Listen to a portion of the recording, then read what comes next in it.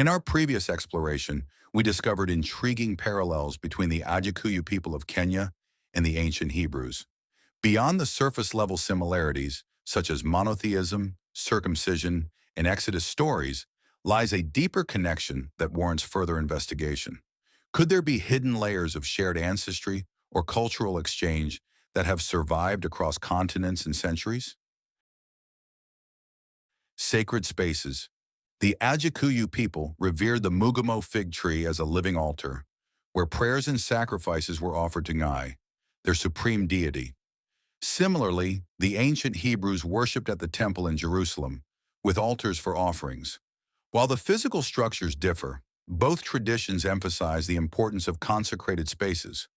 The Mugumo tree, with its roots in nature, might have served as the Ajikuyu's version of a temple, fostering a sense of spiritual connection. The Ajikuyu adhered to strict moral codes, governing purity, respect for elders, and justice. Transgressions were believed to incur curses upon individuals and families.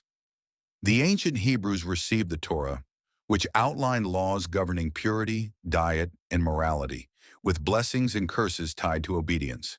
Despite geographical and cultural differences, both societies recognized the significance of law as a covenant with the divine, rather than merely a social construct. Linguistic and naming parallels. Researchers have noted intriguing linguistic similarities between the Agikuyu and Hebrew languages. The Kikuyu word Ngai for God resonates with the Hebrew Adonai.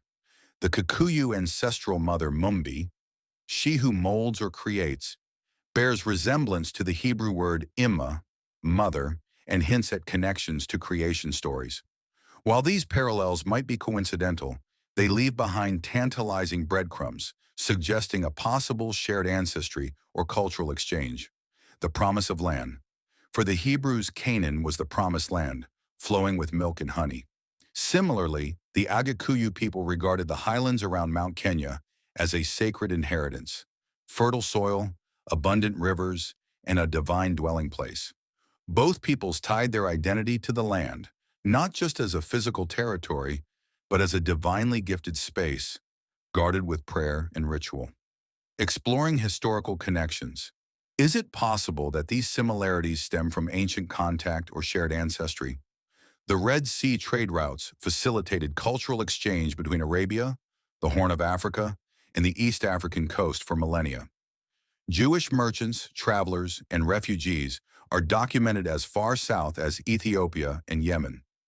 Could stories, rituals, and beliefs have filtered inland, carried along trade networks that reached the Kikuyu ancestors? As we continue to explore and uncover the secrets of our shared past, we may yet discover that the connections between these two cultures run far deeper than we ever imagined.